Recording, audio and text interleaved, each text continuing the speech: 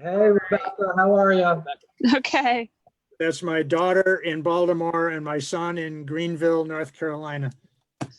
All right, so we are getting ready to go live on Facebook. Mike is going to double check Let's to get make started. sure that everything looks good. And there are some people who want to see this later. Will you send me the link that? Absolutely. Yep. We always have people that join us later that will make comments and things like that. So, all right, we want to welcome everyone. People will jump on normally in the next 5 minutes or so. So we might have some more people join us, but we want to thank you all for joining. This is a Westminster and Lafayette combined, plus some friends and family of Dr. Phil Stevens, who we're so glad to have tonight. If you don't know Phil Stevens, he's a active member. He's on the session of Westminster Presbyterian Church. He is also in his other life, his other hats that he wears is he's a cultural anthropologist. He has research in religion and spiritualism, in human culture. One of his fun facts on his website says that he can speak to the media about topics that range from witchcraft and Satanism to magic, zombies, and curses. So definitely an interesting background. And he's going to talk to us a little bit tonight for our second week of the gospel and race. Last week we especially talked about the gospel, and we were heavy on that. We talked about how God created diversity and how diversity is a gift from God, not a punishment of God, and how it's a true gift. And this week Phil is going to give us a little bit more background on racism, and human diversity. And so that's what's going to happen tonight. Micah, would you like to pray us in? Let us pray, friends. Thank you all for joining us, both from Westminster, Lafayette, and those of you joining us now on Facebook Live. Maybe you just happen to pass by this page and you're joining us this evening for this important discussion and timely discussion. So let us all pray together. Creator God, we know you have made us all in your image, but we have distorted that image. We have sought power and privilege, both as people and institutions, and even in your church. We have wielded the scripture and other weapons against people of color. And we acknowledge tonight, God, that we have many moments of deconstruction to do.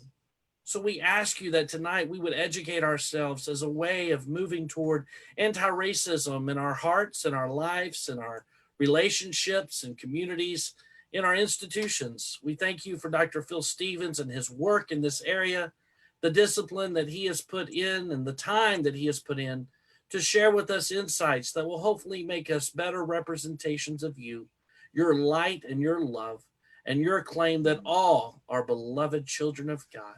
So may we seek to do this anti-racist work and not be weary in well-doing, but we know we shall reap if we faint not, and to be courageous in our acts of love in this time. And we ask all this in your awesome name. Amen. Amen. All right. Do you have any other announcements before we start? All right. So here's how tonight's going to go. Phil is going to present his presentation that he's created. You should be seeing it in front of you, your shared screen.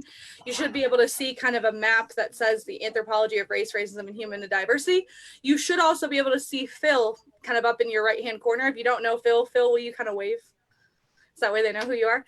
That's Dr. Stevens, he'll be presenting tonight. So he's going to do a presentation. Micah and I will keep our eyes on the Facebook page because sometimes there are some comments and questions there.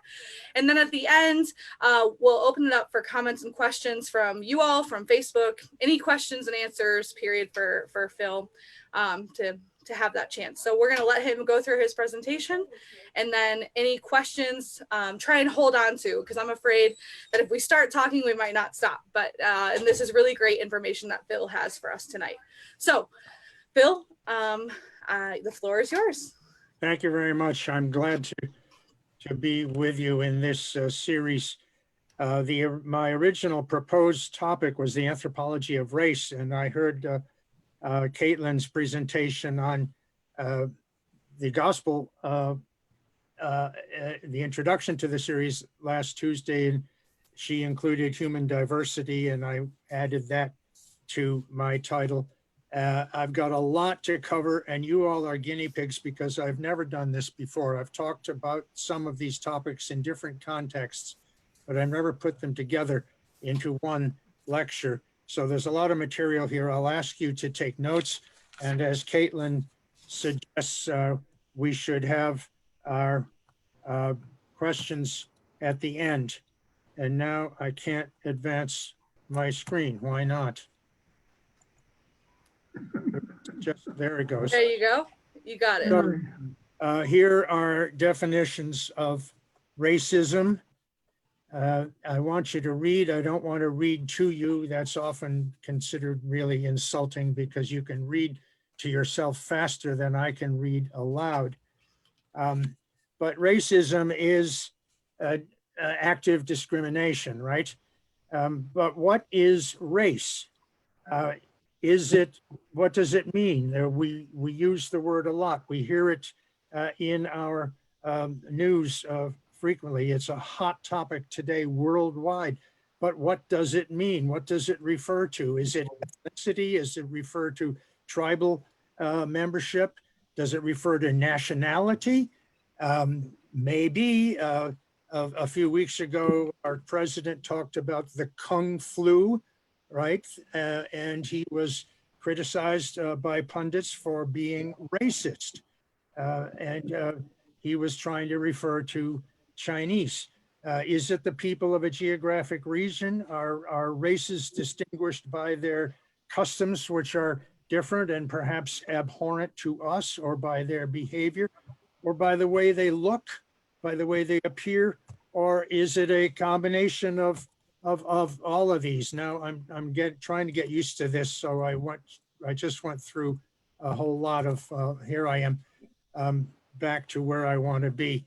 The first rule of anthropology, anthropological investigation of anything, is to understand where you are coming from, to understand the culture of the investigator. Our experience with racism is primarily white, black, white, Caucasian, and African American. And the American stereotypes about blacks, which are in fact are found in all black-white relations throughout the world, not just in America, having to do with myths, popular beliefs about their sexuality, about their rhythm, about their motivation to work. And we hear words lazy attributed to such people. Their food, fried chicken and watermelon, you know that trope. One of my children, and I won't name who, was at a school, and I won't name which one, whose coach told that child of mine that the reason blacks can run so fast and can jump so high is because they have an extra muscle group in their legs. I was astonished when that came home to me. We deal with people of other races as if they are somehow beneath us in maturity. They are less sophisticated. They are indeed childish. And of course, they are less intelligent. I'm going to come back to the issue of intelligence later on. Even the abolitionists, the abolitionist movement from as early as the end of the 18th century was condescending toward the blacks that they wanted to free. Stereotypes of Jews are well known. This is a cover of an edition of one of the greatest hoaxes of all history, the Protocols of the Elders of Zion, which is an alleged plot by Jews to take over the world. It was developed in Russia in the late 19th century, and it makes its appearance every so often. You can read the caption, and the Jewish nose, you see, is exaggerated here in this cartoon. In fact, people everywhere are interested in other people. People everywhere have legends and myths and beliefs about other people, about monstrous people, about people with strange and dangerous and frightening habits who live in other places. All peoples in the world have fears of cannibalism, for example. Cannibalism is a popular epithet to use against others. The Ptolemaic map of the world formed the basis for a number of medieval maps. This is a 14th or 15th century map of the world with some of the monstrous races of people that were believed to exist in other places. In medieval Europe, from the 14th century on, as cities became horrible places to live, nature was romanticized. This is long before the era of Romantic poets. This is much, much earlier. It was imagined that there are human-like people living out in the woods, living in nature, and they were classified under the generic heading of wild man or wild folk. This is a picture of some crusaders who have encountered wild people on their way to the Holy Land. The wild family was imagined as a pristine existence out in nature, ordained by God, the way people ought to live. You see civilization in the background, the wild family who have everything they need and they live a peaceful life in nature. And when intruded upon, as this night has done, the wild people can become angry and mean. This is just a Western example of what is probably a universal belief in human-like live out in nature. One explanation for some of these types, these strange or potentially dangerous types, was the curse of Ham in Genesis. I've lost my reference. The story of the three sons of Noah. Noah was the first vintner. He planted a vineyard, made some wine from the grapes, and apparently was a novice drinker and fell back on his bed in a drunken stupor and exposed himself. Ham came charging into Noah's bedroom and saw his father naked and went and told his brothers. The brothers came walking in backwards and carrying a cloth to cover their father, but Ham had seen the nakedness of his father. This is one of the original meanings of carnal knowledge. You know, to see is to know. There's been a lot of debate by biblical scholars and others about what that means, and some have said it's the equivalent of a symbolic parental child-parent incest. In any case, it resulted in a curse that Noah pronounced on one of the sons. Ham had 4 sons, I think, and Canaan was one of them. Specifically, Noah cursed Canaan, but the so-called curse of Ham was really persistent. And this is the earliest mention of it that I have found. This is a 6th century map of the world with the descendants of the 3 sons of Noah. And of course, the descendants of Ham are Africans who were cursed because of Noah's sin. Linnaeus, whose work persists today, his taxonomy has been refined over the centuries and essentially remains as it was. In his first edition of Systema Naturae in 1735, he included some of these allegedly monstrous people who lived out there. This was part of the reality of the medieval cosmos. So for Linnaeus, there were these various races that I have indicated in boldface, including wild people, whom he gave the name Homo sapiens ferus, wild thinking man, and Homo troglodytes, which means the cave dwelling man. This is the label says a non-geographical grab bag, because there were monsters really all over the unexplored world. I think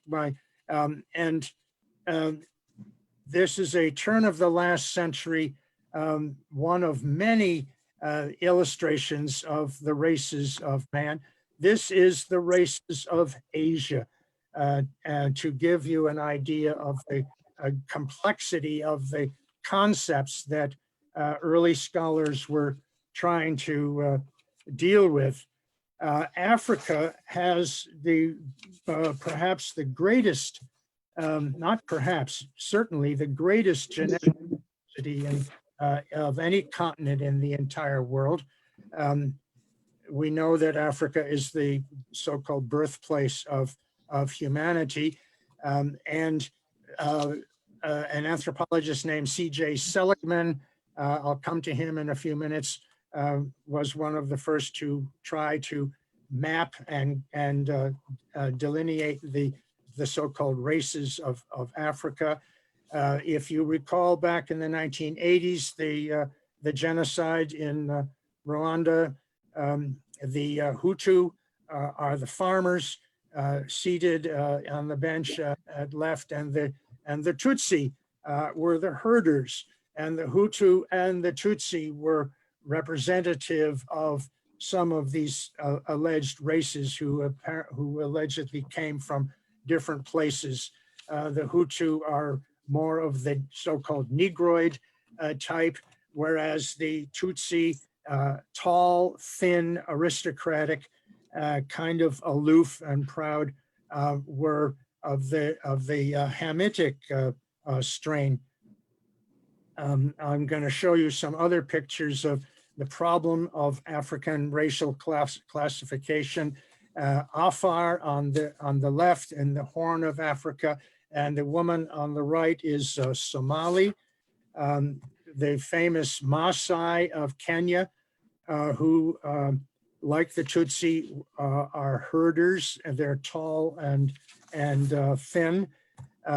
One feature that fascinated the colonists and other Europeans from the 18th century on is the feature known as stereotypia, which is prominent in Khoisan women, but found in people, not just women, mostly women, but people really throughout the world. And one of the most awful stories of this fascination with other races is the story of Sarah Bartman. I invite you to look it up. Wikipedia has a long and very well detailed story about her, the so-called Hottentot Venus. Her life is from 1789 to 1815. She was brought to Europe and displayed at Piccadilly Circus in London and in several places in France. A model of her and her skeleton were mounted in French museums, and including the Musée de l'Homme, until 1970, when finally the French government gave her back to South Africa, to the Cape Colony where she came from, and she was buried. The European fascination for other peoples extends everywhere. Columbus's brother in the New World brought back Indians from America and displayed them in the courts of Europe, and so on and so on. This is an introduction to the human fascination with other people. This is what anthropology is all about. Anthropology really is the science for the study of race. And if you're unfamiliar with what the field looks like, here's a rough sketch of it. The word comes from two Greek words, anthropos and logos, which is the root for all of the words ending in ology, the systematic study of something. The American anthropology breaks the field down into 4 subfields: anthropological archaeology, which differs from classical archaeology; physical or biological anthropology, the study of the human organism and its evolution and its relation to non-human primates; the study of language, which is unique to people, unlike the linguist, which is more interested in the structure of language. Anthropology is interested in the content of language, language as a vehicle of culture. I am a cultural anthropologist, interested in living peoples. The methodology of my field is threefold. Ethnography is a straight cultural description. That's what the anthropologist who is in the field is doing, describing.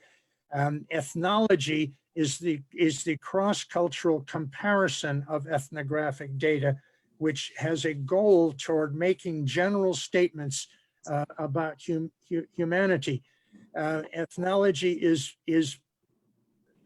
I suggest, the most powerful, the most successfully explanatory aspect of our field, by comparing people and their relations to their environment across a region, between regions, across a continent, between continents, and ultimately around the world.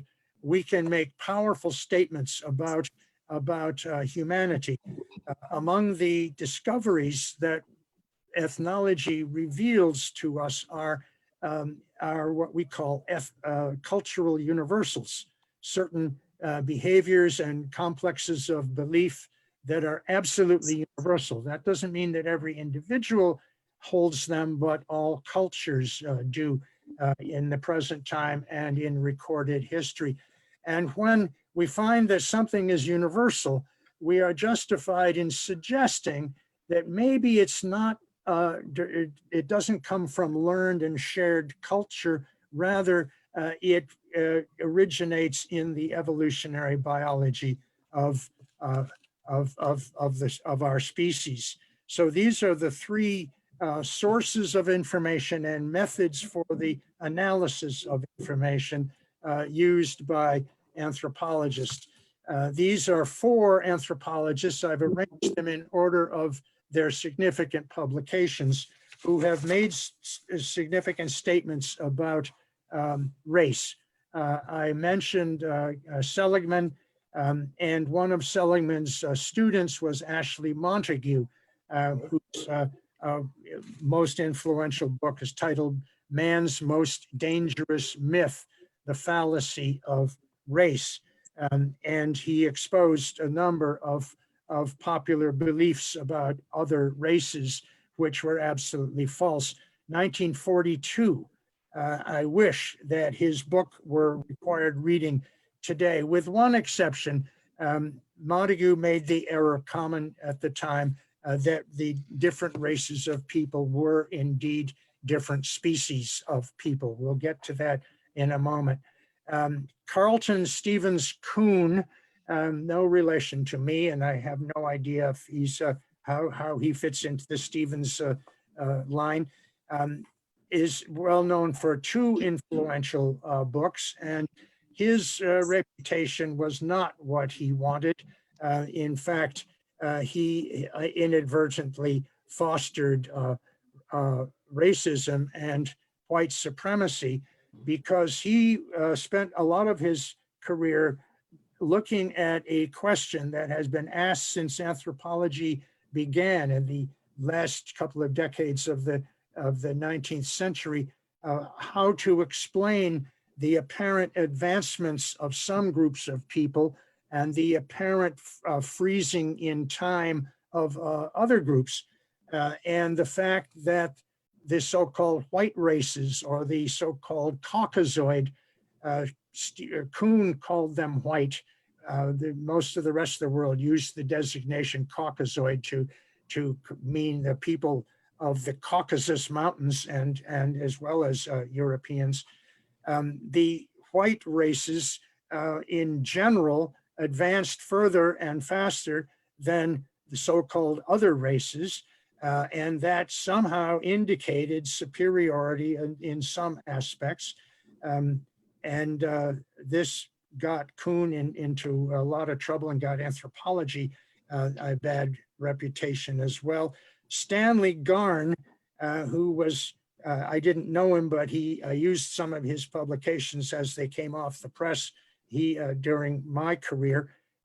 He tried to set the record straight by reconciling the issue of race and racial classification with population genetics, which by this time was burgeoning and coming up with much more data about the nature of populations. And Garn dismissed all of the previous oids that other scholars had settled on and proposed three other types of races: the geographic, a local, and a micro race, based on characteristics of populations.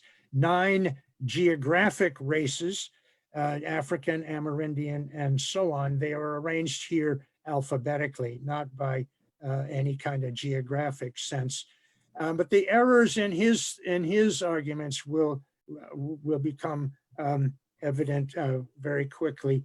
And so there are several efforts at devising concise or as concise as possible classifications of people, from this one by the German Blumenbach in 1795 with his 5 types with the European in the center, to this working model from 1911. I don't know the author of it, but these are the Amerindian, the Australoid, the Negroid, the Mongoloid, and the Caucasoid.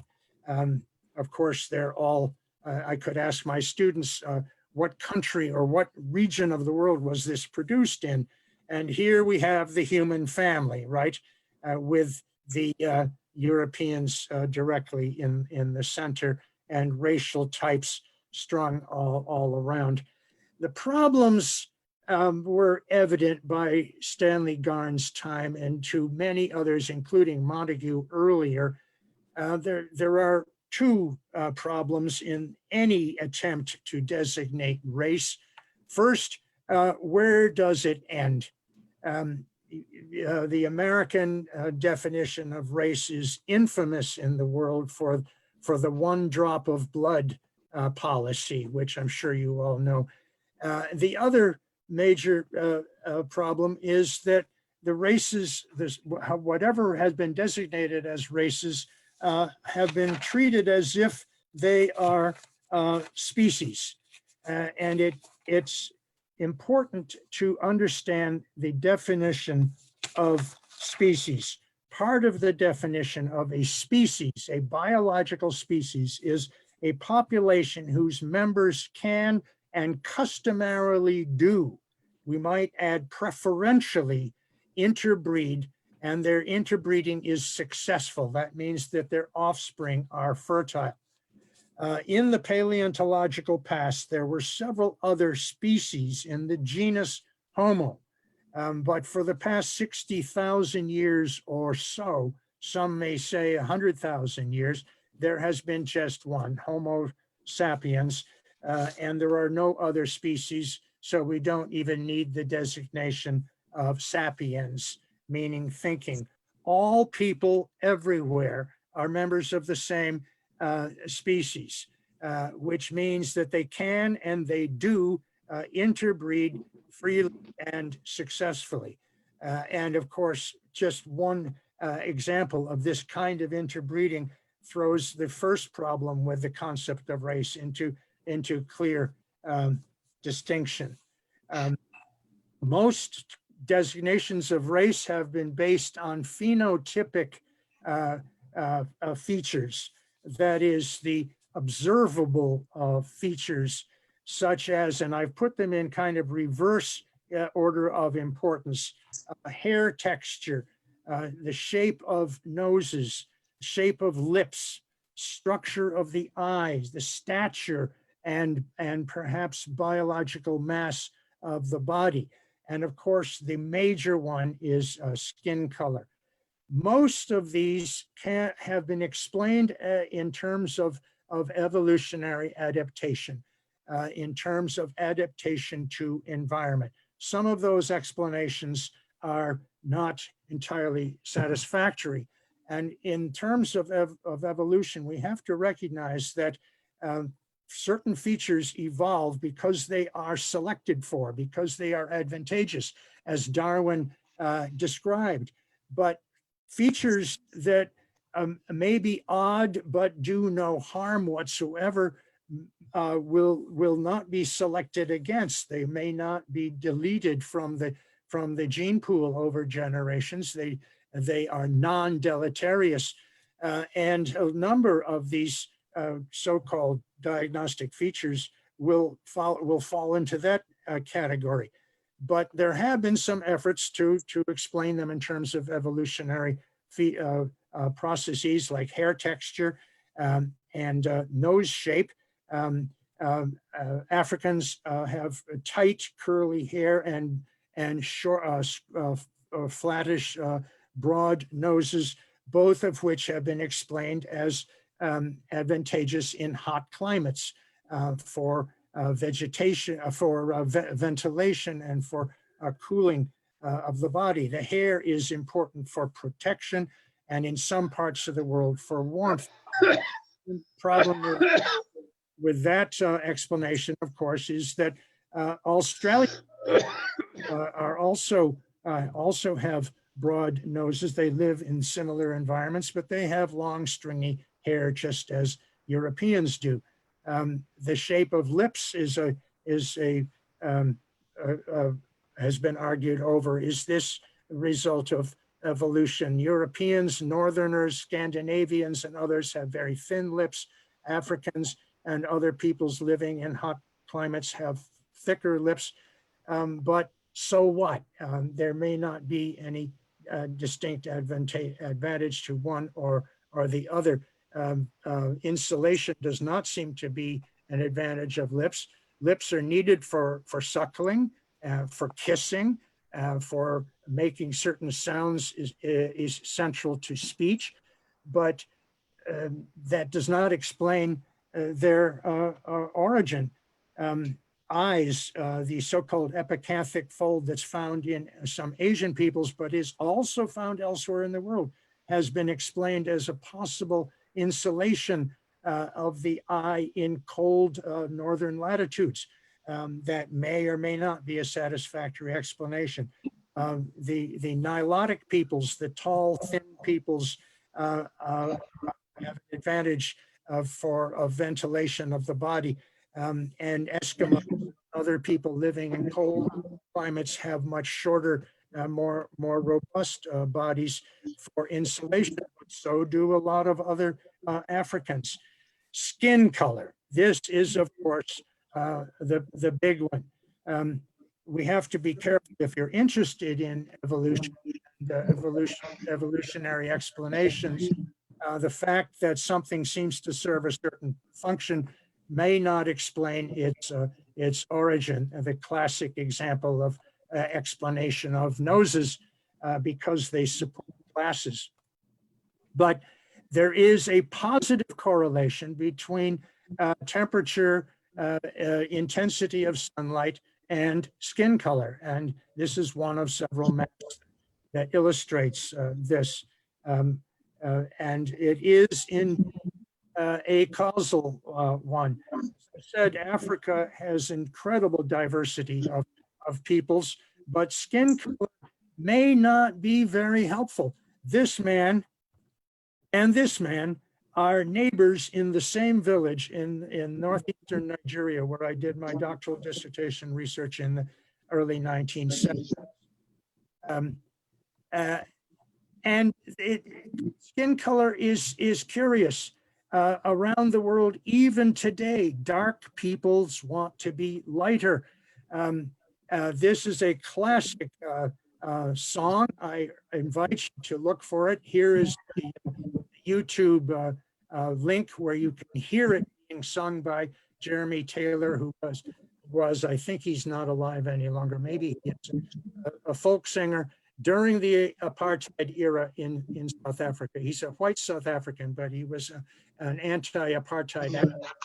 And I'm sure you've read the first verse by now. Drum is an African magazine, which was really continental. It was published in South Africa. I saw Drum when I was in Nigeria, Peace Corps in the 1960s. Let me ask you folks to please mute your microphones, please. There's some distracting noises. And make your black skin lighter, creamier, and white. This is the black-white calypso. Look it up. But at the same time, the white people want to be darker. They go lie out in the sun. And this one, look at the date on it. This is June 25th, last month. A customer picks up a skin whitening product in Ahmedabad, I guess it's pronounced in India. And I was surprised to see an op-ed in the New York Times on exactly the same day, and June 25th, and I copied a paragraph from the op-ed. Read it, by this woman writing on June 25th about the skin lightening trend or fashion in China today. Milk, drink a lot of milk, her mother told her, because it whitens the skin. And beauty products that bleach and brighten the complexion are sold today in China. This is a curious aside of the dominance and, of course, superiority in people's minds of white skin. I was going to add something here about albinism in Africa, how in parts of East and Southern Africa, albino people are in danger because their body parts, especially parts of their skin, are considered to have magical properties. I'll just leave that for you, but that is another example of an appeal of whiteness. The correlation of dark skin with sun, intensity of sun, is indeed causal. When blacks were brought to America through the slave trade and they gradually moved north, they, especially their children, were subject to rickets in the winter months. Rickets is a vitamin D deficiency which causes a weakening of the bones, and in serious cases, kids can have bow legs or twisted bones. In the process of growth, the calcium is not absorbed sufficiently by the bones. The artificial production of vitamin D and adding vitamin D to milk in the 1930s caused the virtual disappearance of rickets, especially in Black populations in northern latitudes. One of the most important publications in the history of the study of race is this one I've cited for you in Science for 1967 by Farnsworth Loomis, who was a biochemist at Brandeis, who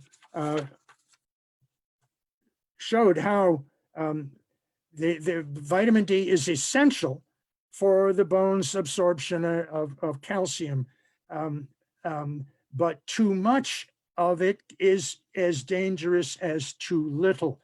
Melanin acts as a modifier, as a filter of the sunlight, which is essential for the production of the body's vitamin D. There's very little sunlight in northern latitudes in the wintertime, but a lot of it in the summer. And white people turn brown when exposed to the sun for this very reason. And it became an evolutionary, it had a profound and a critical evolutionary advantage among peoples who live in areas of intense sunlight. So the vitamin D theory is really radical.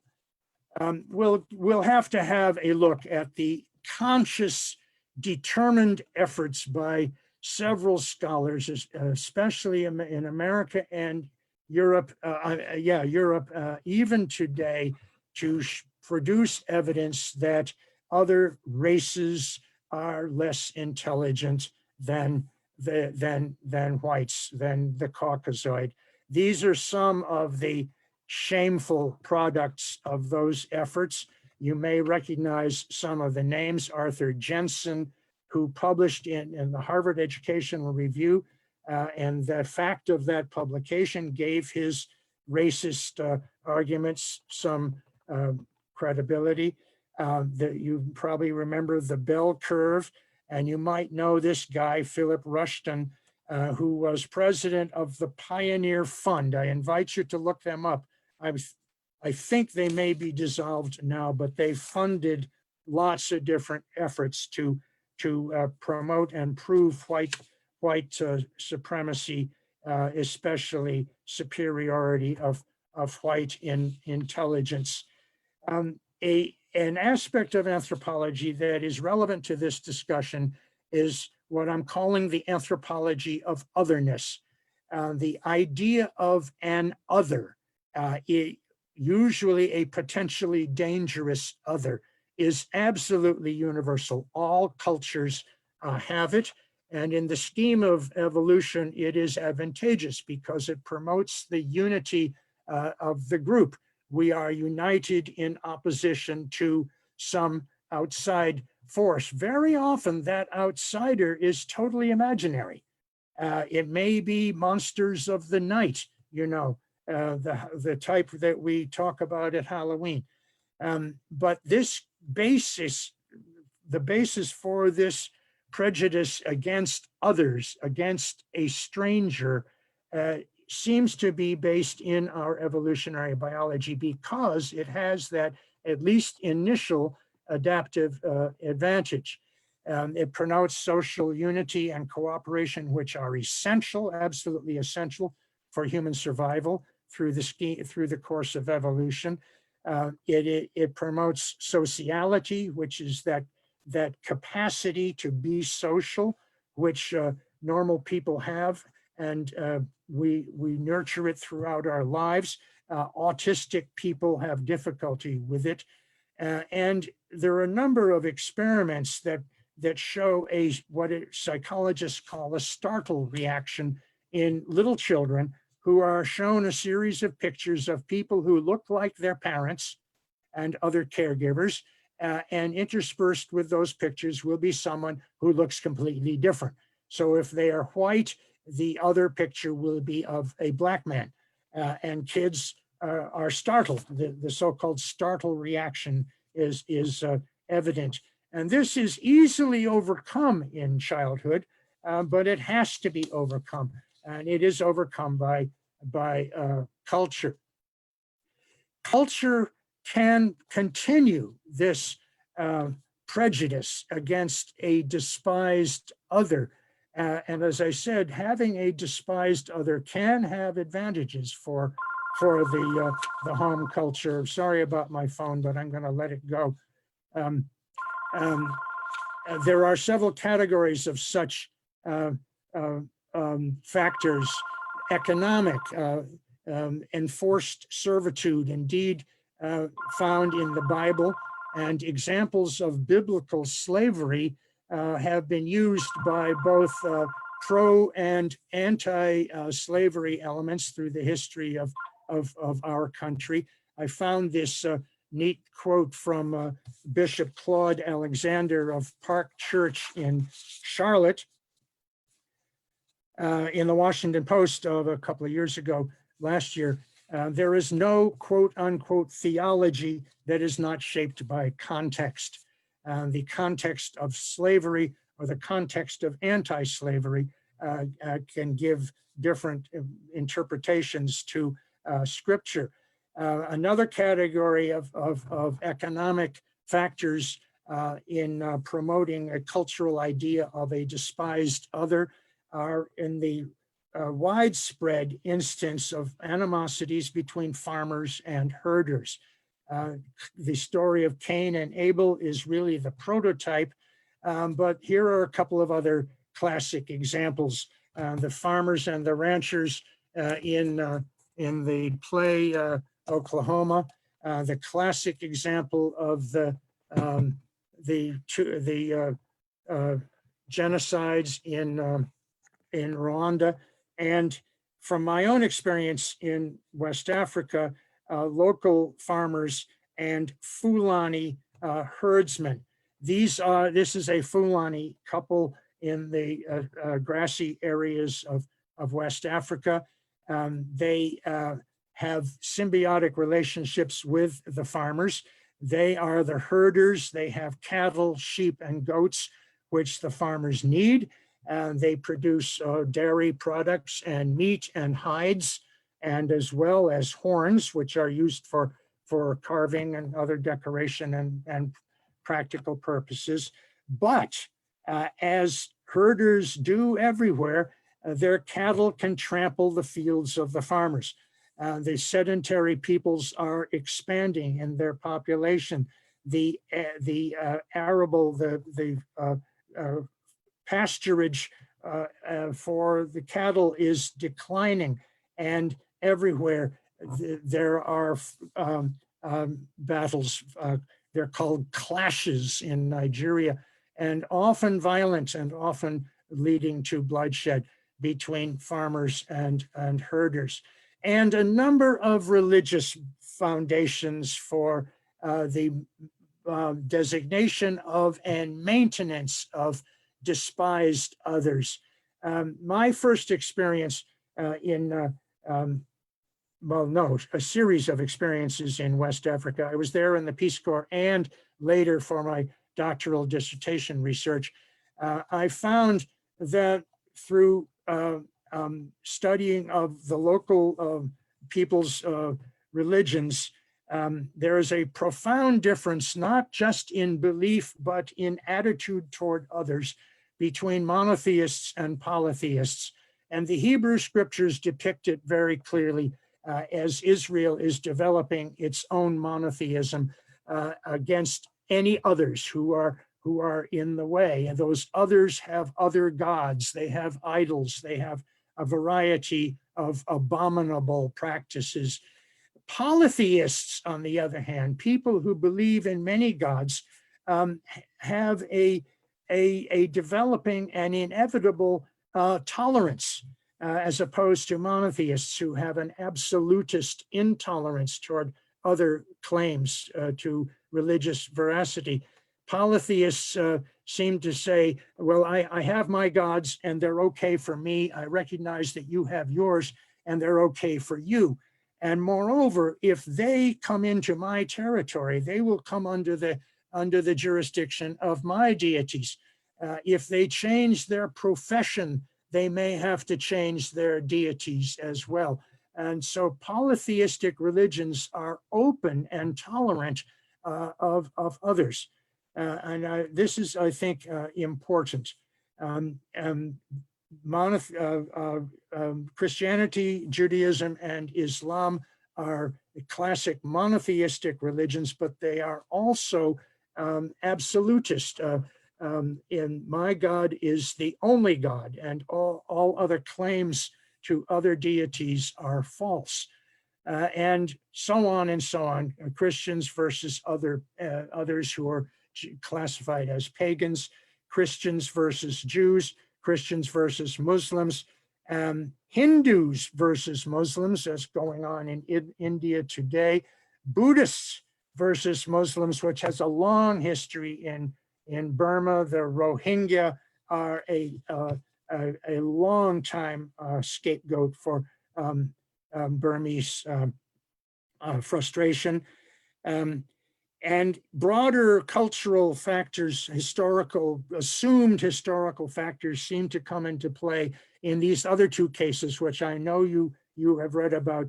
They seem to be religious at their foundations, but they are much more broadly cultural. the attitudes of China toward the Uyghurs, who are have been for several centuries Muslim, and the Sunni Muslims, and in recent years, the Islamic State's genocide against the Yazidis. You can look up any of these now. There we go. I'm going to close here with these last couple of slides. This is a statement by the American Association of Physical Anthropology. I'll leave it up for you, and the link to finding it is at the bottom. It summarizes the present anthropological attitude that the concept of race is important in a socio-cultural context. Race and racism reveals a lot about the behavior of people, especially in times of stress, in times of social anxiety, when people typically seek scapegoats. But in biological terms, it has really no validity at all. And I also refer you to the Encyclopedia Britannica. Here is the online link to their statement on race, which I think is very good. So I think I did better than I thought in terms of time. I thought I might go longer than this. Phil, I just want to we'll thank close with a smiling picture of people from several different races. I hope I've been intelligible. As I said, I'm talking about some of this stuff in this context for the first time, and I thank you all for your patience. Okay, Caitlin, sorry I interrupted. No, you're fine. I just want to thank you. That was so a great little in-depth vision into what anthropology and race and human diversity looks like. I just want to thank you for all of your information and your time that you obviously put into this presentation, and of course all of your expertise. And so I invite anyone to unmute yourselves, because you should all be muted right now, whether you muted yourself or I might have come in and muted you. If you can't unmute yourself, raise your hand and go like this and I'll try and unmute you. But if you have any questions for Phil, we want to take at least the next couple of minutes, as many as we can, get in our time that we normally spend. And so if anyone has any questions, I see Paul that you guys unmuted yourself. Do you guys have any questions? And I'll just go kind of down the list. Paul and Karen. I have one, and I'm not quite sure how to phrase it. There's grace abounds. Grace abounds. It's 2020, which is a census year. And our census, it seems, seeks to divide people by race. And I'm not quite sure. I suppose, given our history, I can see some value in that.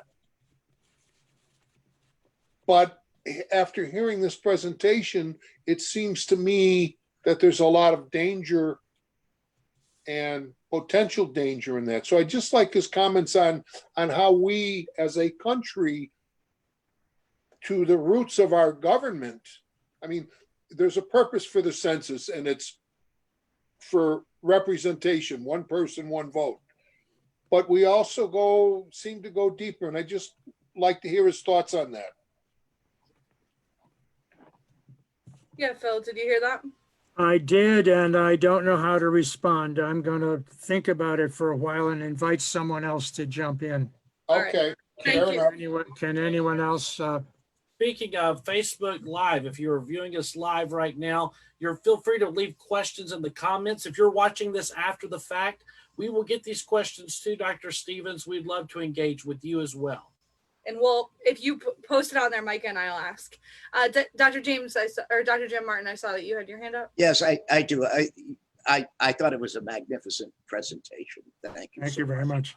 And I liked, that's a preference, but it's supported by science. That race is not a scientific construct, And the kind of thing we're talking about in censuses tend to be social constructs, which are not related to my blood type or kidney transplants or anything else.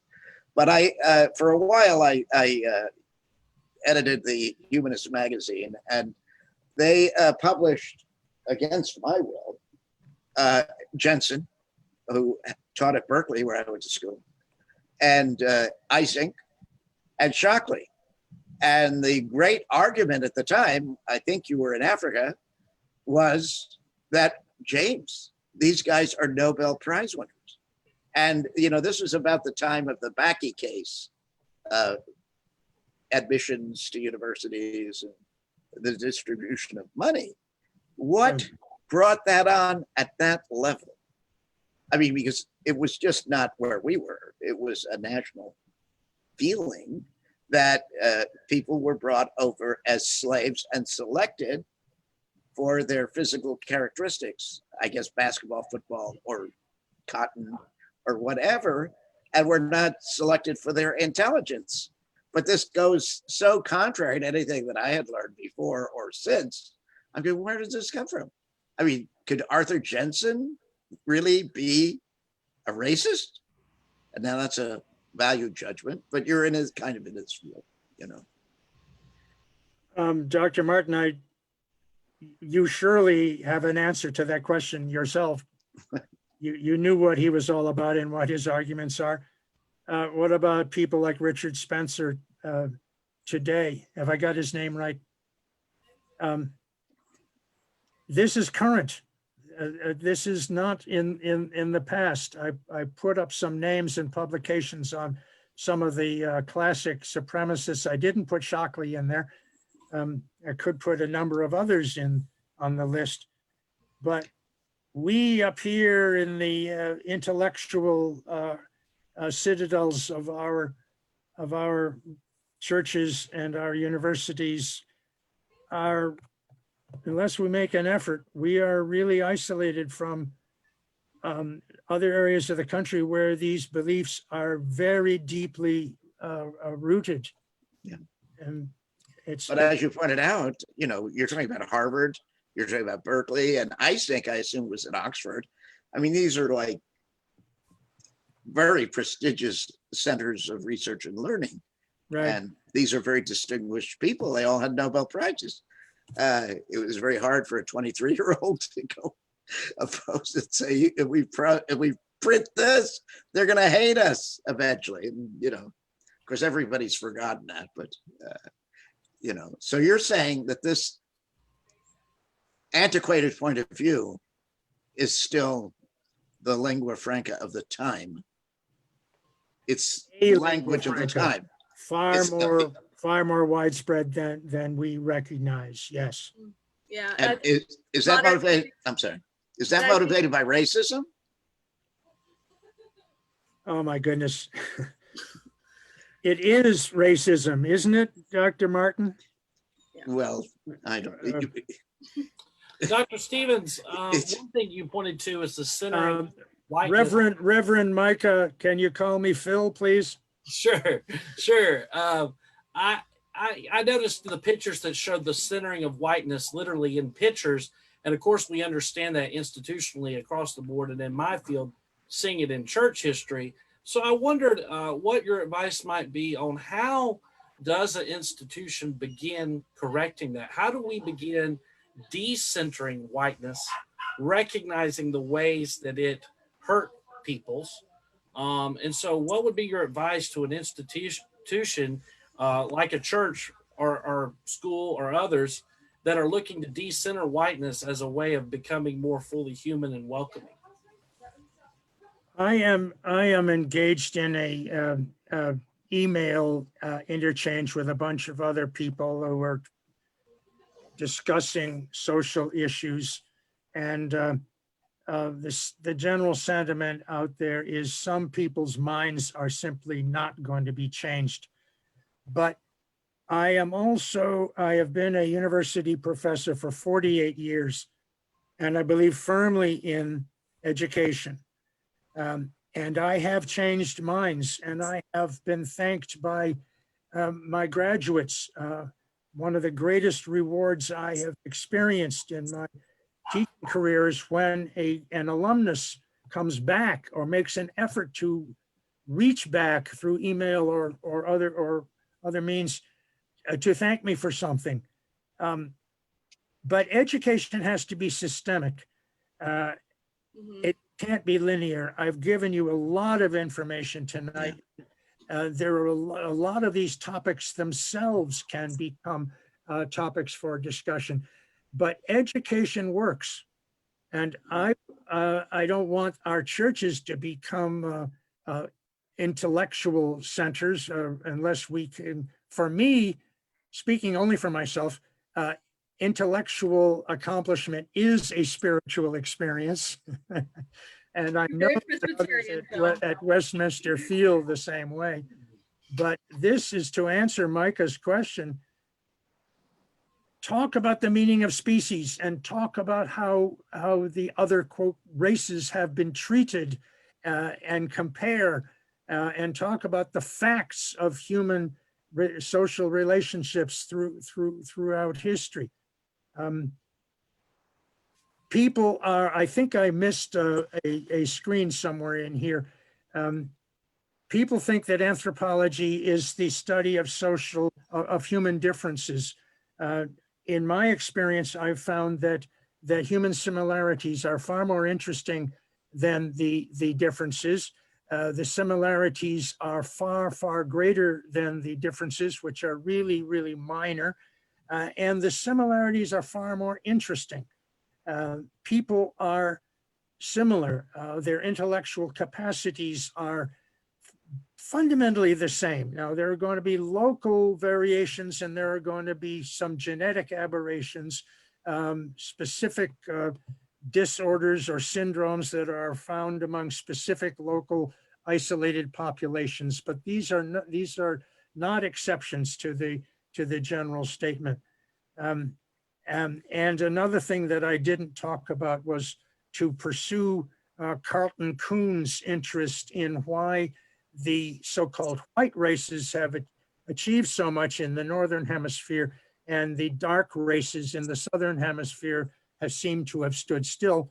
The science of cultural ecology, which looks at both human action and environmental constraint, is a combination of both. And cultural ecology looks at people's adaptations to their environment. The Australian Aborigines have been regarded as the most primitive of all peoples, that they are frozen in time. And data from Australia was used by Sigmund Freud and Emil Durkheim, in the form of Durkheim, a sociologist, Freud, the founder of psychoanalysis, in their basic theories. The whole theory of the Oedipus complex came out of Australian data. But looking at the life patterns of Australians in the Western desert of Australia reveals that they have an incredible knowledge of their environment. They know what they need to know to get along successfully in one of the harshest environments in the world. If you took, and the argument goes, you took a businessman out of Piccadilly in London and put him down in the Western desert, he would die in hours. Whereas the Australians get along fine and they have lots of leisure time for singing and dancing and telling stories. And there is no fundamental difference between their intellectual capacity and ours. That was a long. No, that was the good kind stuff. of thing. This is the kind of thing that I want to see the churches do. Okay. Amen. All right, I think we have time for one final question, and Jeremy just messaged me saying that he had a question. So I'd love to maybe wrap it up with this. Yeah, my question most certainly will not be as erudite as Dr. Martin's question, and perhaps going to bring it down a few notches, make it more palatable to those less educated or not as in tune with all this. Dad, when I was growing up and through the 70s into the 80s, now I understand I am a white man watching this show, but how is it from your perspective, or perhaps you don't even have an opinion of this or haven't given it much thought, but in the 70s into the 80s, we had a sitcom called All in the Family, which turned into Archie Bunker. And, you know, from a white perspective, I thought it was uproariously funny. But I don't know how, you know, the black community felt about it. Then we had the counterpart, you know, the Jeffersons, where George was constantly being berated by Wheezy for getting on Willis and the other white counterpart for his derogatory terms towards them. So I'd like to think that perhaps the 70s and the 80s might have been maybe an attempt to laugh at ourselves, maybe an attempt to provide some healing. I do not feel, no, I know with almost certainty that those shows would not fly today. Do you have an opinion on this, Dad, Phil, Dad? Do you have an opinion on this? Do you think that we're too sensitive? Do you think do you have an opinion? Yeah. You know, as Bob Dylan said, the times they are a-changing, and what was current then is not today. This sentiments toward Confederate monuments today illustrate the changing attitudes. I'm throwing that back at you, Jer, to an answer to your very astute question. Successful TV shows, successful stories, successful movies and novels are successful because they get at what people think is important. Isn't that so? Fashions change. I'm going to digress here, and I'm going to point out there are two other Stevenses on the screen. I think they're not tuned in by video, but my sister Ruth is there, and my niece, oh, there she is, and my niece Ashley. Ruth lives in Manhattan, and Ashley does too. And thank you, Stevenses. My daughter was on for a short time, but I know, and I think I have a cousin, Fred and Steve and Freddie Wallace. Are you there, Freddie? Yeah, you've got some good representation here. I see. There she is, from my mother's side of the family. They've bolstered our attendance by a full third. Yeah, by a full row. Well, we want to thank you all, Thank you all for joining us. 20 plus who joined us through Zoom and Facebook Live. If you're watching this after the fact on the video that will remain on our Facebook page throughout the week, leave comments, ways that you can engage our church and community as we want to continue to be good stewards of this time that Dr. Phil Stevens has given us. As we continue this important discussion, look forward to next week. We'll hear from someone who's an active ally in social justice work. And then the following 3 weeks, a lot more discussion. So if you have more you want to share, save that. We're going to have a completely discussion-based hour in the coming weeks to give you a chance to talk, for sure. So next week, like Micah said, we'll be talking about how allyship has changed over time. Just like Phil kind of talked about how the definitions of race and what that means have changed over time. So is allyship. What it meant to be an ally in 1960 is different than what it means to be in 2020. And so that's what we'll be talking about next week. Micah, will you pray us out? And then we'll have send our goodbyes. Let us pray, family. Creator and compassionate God, thank you for the opportunity to learn together. Help us lean into inclusivity. Help us decenter anything that lifts ourselves up above others, as you've called us, Lord, to consider others more important than ourselves. So help us in our relationships. Help us in hard conversations, that we would debunk and live against racism in every way, and particularly as your church, as people of faith, that call you creator and God, that we would recognize your beautiful image in everyone. So help us, God, to do better than we've done and to live into that beginning right now, moving forward. And we ask all this in your awesome name. Amen. Amen. Amen. All right, guys. We'll Thank see you. you. Thank you very much. Thank you. Thank you, Good night. Phil.